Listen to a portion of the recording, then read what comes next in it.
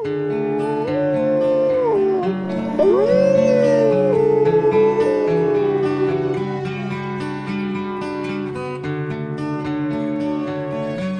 of the most exciting scientific findings of the past half-century has been the discovery of widespread trophic cascades.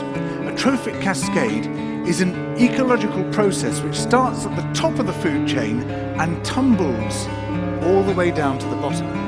And the classic example is what happened in the Yellowstone National Park in the United States when wolves were reintroduced in 1995.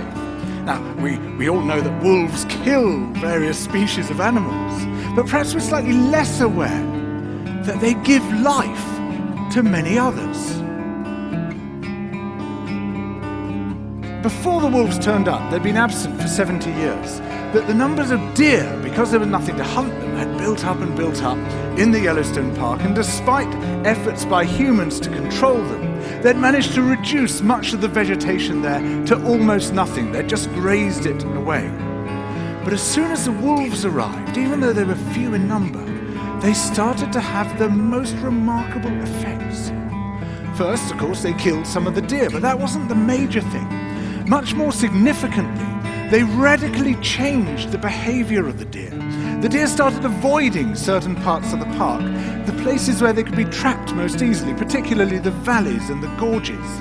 And immediately those places started to regenerate.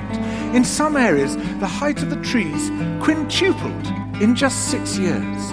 Bare valley sides quickly became forests of aspen and willow and cottonwood. And as soon as that happened, the birds started moving.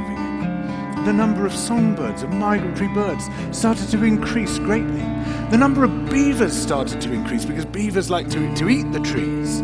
And beavers, like wolves, are ecosystem engineers. They create niches for other species.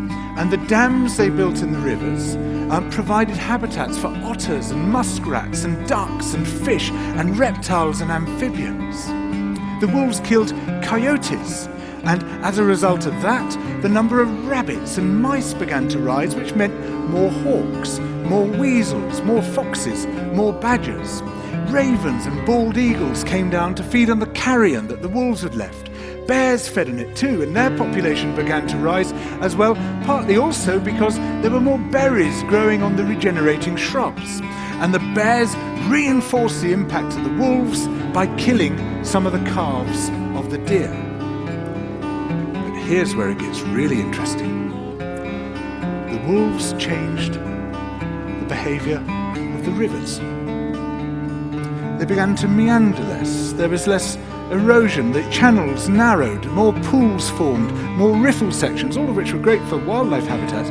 The rivers changed in response to the wolves. And the reason was that the regenerating forests stabilized the banks so that they collapsed less often, so that the rivers became more fixed in their course.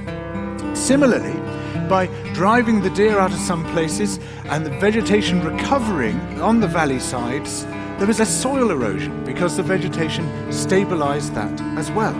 So the wolves, small in number, transformed not just the ecosystem of the Yellowstone National Park, this huge area of land, but also its physical geography.